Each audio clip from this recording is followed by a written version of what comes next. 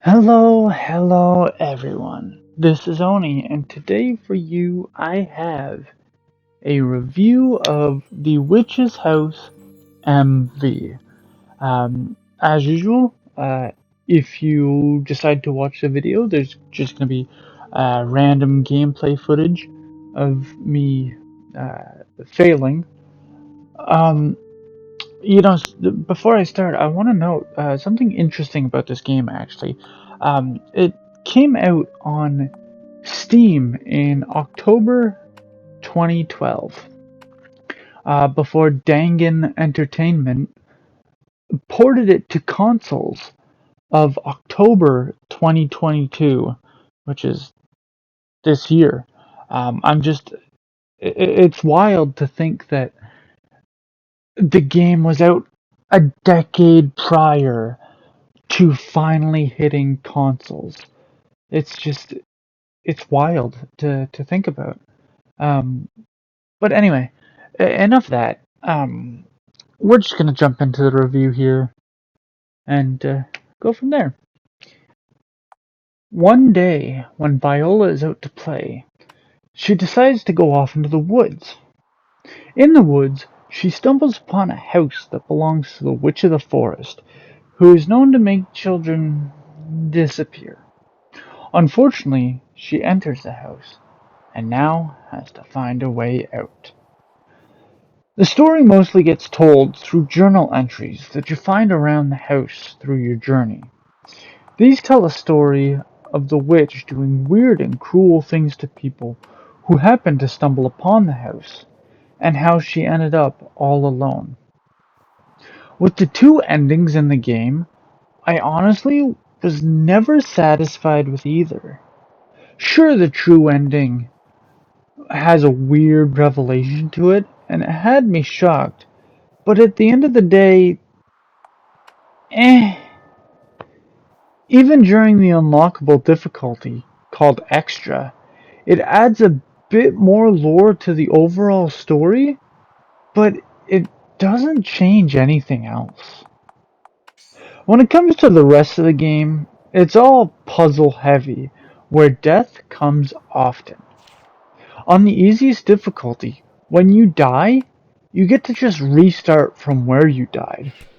But if you die on normal or extra difficulty, you end up back at the main menu. The amount of times I saw the main menu was way too many. Why does it have to take me to the main menu? It's not like I died due to lack of skill. It was more trial and error, and it was so stupid. The puzzles compared to normal and extra aren't too different. Some spots are mixed up just a little bit with different solutions when compared, but they're all mostly the same. For the most part, the puzzles are all easy to figure out, as they usually require you to search the environment or just use an item from your inventory in a very obvious spot. But there was one really convoluted spot that I actually had to look up a walkthrough for. Luckily there was one, or who knows if I would have gotten through it.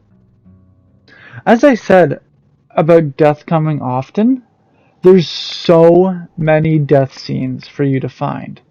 Between giant spiders eating you, or shadow figures stabbing you, or even floor spikes impaling you, you are always dying. These were really funny to me, and I had a ball always trying to see all of them. Unfortunately, I know I missed a few, but I wish I did see them. But, oh well. The game was an enjoyable time, each run only taking about 2 hours. But I wish the story was a little deeper, even if the atmosphere is a bit creepy. I did have way more fun finding all the death scenes than I should have, but either way, I at least recommend this game a little bit. And that's why I'm giving The Witch's House MV a 6 out of 10. Now I know this review is a little shorter when compared to most, but this game was very short and very simplistic, so I've honestly found it a little hard to fill out the paragraphs more than I already had. But I hope you enjoyed this review. If you'd like to follow me on Twitter and keep up to date with everything I do, a link is in the description down below. If you'd like to join the Node Gamers Discord and talk to me about this review, old reviews, or games in general, the link is in the description down below. If you'd like to read the written article from where this work is pulled from, again, it's down below. So I hope you all have a good morning, a good afternoon, and a good night. And until next time, everybody, goodbye.